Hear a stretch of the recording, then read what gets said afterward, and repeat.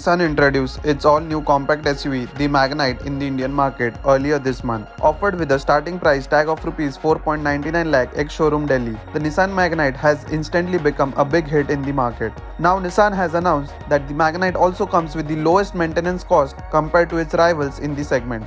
The Nissan Magnite maintenance costs are said to be just 29 paise per kilometre for 50,000 km. The Nissan Magnite also comes with a standard 2-year 50,000 km warranty, which can further be extended to 5 years 1 lakh kilometers.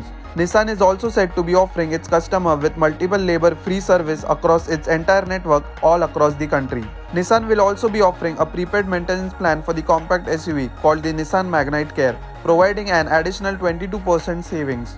The maintenance plan is further offered with two optional packages, Gold and Silver. The Gold package offers a more comprehensive periodic service, while the Silver package covers a more basic maintenance service.